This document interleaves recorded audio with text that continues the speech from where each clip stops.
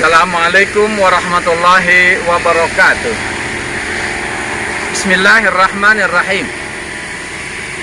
Alhamdulillahilladzi arsala rasulahu bil huda wa dinil haqq liyajhirahu 'ala ad-dini kullihi wa kafa billahi shahida.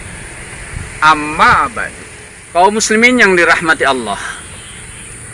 Allah Subhanahu wa ta'ala menciptakan jin dan manusia dengan satu tujuan utama, yaitu agar manusia dan jin beribadah kepada Allah Subhanahu wa ta'ala.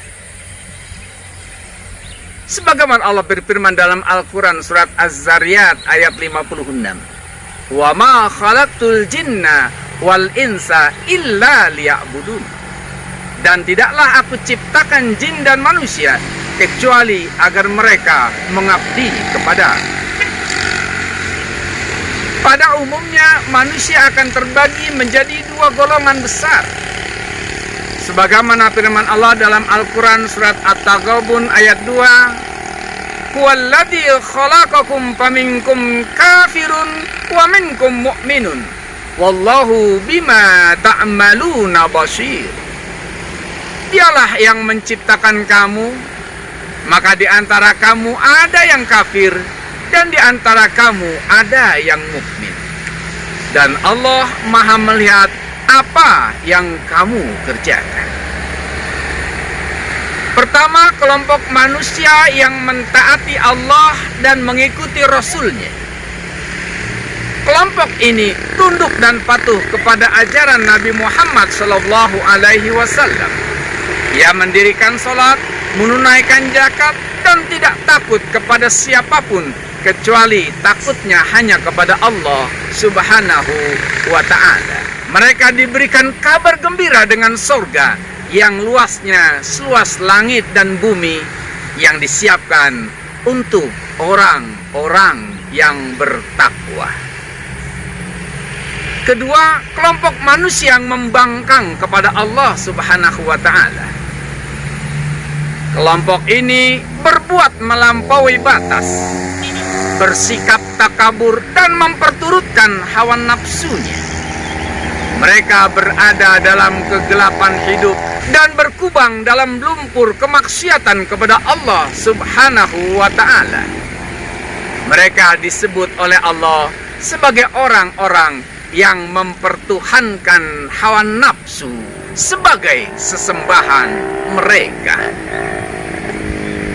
Sebagaimana Allah firmankan dalam Al-Quran surat Al-Jathiyah ayat 45, "Afa'ara'aita man ittakhadha ilahahu hawa wa adallahu Allahu ala ilmin wa khatama ala sam'ihi wa qalbihi wa ja'ala ala basarihi gisawatan faman yahdihil min ba'dillahi afala tadhakkarun."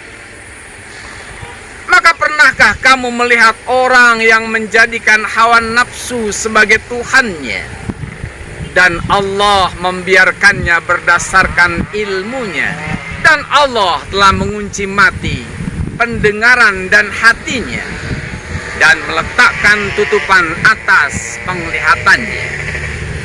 Maka siapakah yang akan memberinya petunjuk sesudah Allah membiarkannya sesat? Maka mengapa kamu tidak mengambil pelajaran? Kaum muslimin yang dirahmati Allah, manusia diberi kebebasan penuh oleh Allah untuk mengikuti jalan hidup orang-orang mukmin atau mengikuti jalan hidup orang-orang kafir. Allah Ta'ala memberinya petunjuk jalan bagi orang-orang mukmin berupa Al-Quran. Allah kemudian memilih dan menunjuk Nabi Muhammad sallallahu alaihi wasallam untuk menjelaskan Al-Quran dan mempraktekkannya dalam kehidupan agar menjadi contoh hidup tentang petunjuk tersebut. Setiap penyimpangan dari petunjuk Allah dan Rasul-Nya merupakan bentuk kemaksiatan kepada Allah Subhanahu wa ta'ala. Setiap kemaksiatan akan membuahkan dosa bagi pelakunya. Dosa merupakan agen pengantar menuju kekafiran. Namun dosa itu bertingkat-tingkat. Ada dosa kecil dan ada dosa besar. Keduanya bila terus-menerus dilakukan, dikhawatirkan bisa mengantarkan seseorang terjerumus kepada kekafiran. Dosa besar adalah dosa yang pelakunya diancam oleh Allah dengan laknat, murka, dan neraka. Dosa ini tidak bisa terhapus kecuali dengan taubatan yang tulus dan sungguh-sungguh. Siapa saja yang meninggal dengan membawa dosa besar tanpa sempat bertaubat, maka urusannya diserahkan kepada Allah. Bila Allah menghendaki, Allah akan menyiksanya. Namun bila Allah menghendaki, Allah akan mengampuninya. Sedangkan yang dimaksud dengan dosa kecil adalah dosa lainnya yang tidak ada ancaman seperti dalam dosa besar bagi pelakunya. Amal soleh bisa menghapus dosa-dosa kecil. Namun demikian, tidak diperbolehkan untuk menganggap remeh dosa-dosa kecil. Karena dosa kecil yang terus-menerus dilakukan akan menjadi besar, sehingga bisa membinasakan pelakunya. Kaum muslimin yang dirahmati Allah, setiap manusia akan kembali kepada Allah, mempertanggungjawabkan segala apa yang telah dilakukannya selama hidup di dunia. Dan kembalinya manusia menghadap Allah dengan 4 alternatif. Dengan mengambil perumpamaan kita meminjam piring kepada tetangga kita, maka kembalinya piring yang kita pinjam ke tetangga kita ada 4 kemungkinan. Pertama, piring yang kita pinjam dari tetangga sebelum kita pakai masih dalam keadaan bersih, kita kembalikan kepada yang punya. Maka piring itu langsung dimasukkan ke dalam lemari tempat piring itu berasal. Sebagai perumpamaan manusia yang dilahirkan ke dunia sebelum terkena atasnya kewajiban syar'i, belum memiliki dosa, sudah dipanggil kembali menghadap Allah Subhanahu wa ta'ala, maka baginya akan langsung dimasukkan ke dalam surga. Kedua, piring yang kita pinjam dari tetangga kita, kemudian piring itu kita pakai dan kotor, kemudian kita kembalikan dalam keadaan sudah kita cuci bersih, maka piring itu akan langsung dimasukkan ke dalam lemari tempat piring itu berasal. Itu perumpamaan bagi orang yang lahir ke alam dunia, masuk usia balik, ia melakukan perbuatan salah dan dosa, tapi ia sempat bertaubat kepada Allah dengan taubat yang sesungguhnya, dan Allah mengampuni segala dosa dan kesalahannya. Ia kembali kepada Allah dalam keadaan suci bersih dari dosa. Ia pun akan langsung dimasukkan ke dalam surganya Allah Subhanahu wa ta'ala. Alternatif ketiga, piring yang dipinjam dari tetangga, piring itu terpakai dalam keadaan kotor dan belum sempat piring itu dibersihkan, sudah dikembalikan kepada yang mempunyai piring itu. Maka dengan amarah piring itu diterima oleh tetangga yang mempunyai piring tersebut, dicucinya terlebih dahulu dengan bersih. Maka setelah bersih, kemudian piring itu pun dimasukkan kembali ke dalam lemari tempat piring itu berasal. Itu perumpamaan seseorang yang lahir ke dunia, masuk usia balik, banyak dosa dan kesalahan yang dia lakukan, tapi dia belum sempat bertaubat kepada Allah, sudah dipanggil kepada Allah Subhanahu wa ta'ala, kembali kepada Allah dengan membawa dosa.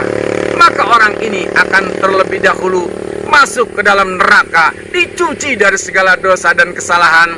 Setelah itu pun akan dimasukkan ke dalam surganya Allah Subhanahu wa ta'ala.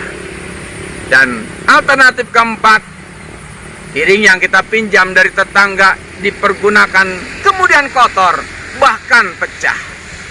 Dalam keadaan kotor dan pecah, piring itu dikembalikan kepada si pemiliknya. Maka si pemiliknya akan marah besar, menerima pengembalian piring dalam keadaan kotor, bahkan pecah. Piring itu pun kemudian dibuangnya ke tempat sampah. Itu perumpamaan orang yang lahir ke dunia, masuk usia balik, banyak dosa dan kesalahan yang dilakukan, bahkan dia ingkar kepada Allah. kembali dia kepada Allah dalam keadaan kafir, maka Allah akan masukkan ke dalam neraka untuk selama-lamanya. Kaum muslimin yang dirahmati Allah, setiap kita punya keinginan yang sama. Walau kita sadar banyak kesalahan dan dosa yang kita lakukan, namun kita berharap kembali kepada Allah dalam keadaan sudah suci bersih dari segala dosa dan kesalahan. Dan untuk membersihkan segala dosa dan kesalahan, Allah masih berikan kita waktu selama kita masih hidup di alam dunia. Dan bahkan Allah perintahkan, sebagaimana firman Allah dalam Al-Quran surat Ali Imran ayat 133, wasari'u ila magfiratim min rabbikum wa jannatin arduhas samawati wal ard u'iddat lil muttaqin. Segeralah engkau menuju kepada ampunan Allah dan surga yang luasnya seluas langit dan bumi disediakan bagi orang-orang yang bertakwa. Kita berharap mudah-mudahan Allah berikan kekuatan kepada kita, taufik dan hidayah kepada kita untuk senantiasa bertobat dari segala dosa dan kesalahan, sehingga Allah panggil kita untuk menghadapnya dalam keadaan kita sudah bersih dari segala dosa dan kesalahan, sehingga kita dimasukkan ke dalam surganya Allah Subhanahu wa ta'ala. Amin ya rabbal alamin. Wallahul muwafiq ila aqwamit thoriq. Wassalamualaikum warahmatullahi wabarakatuh.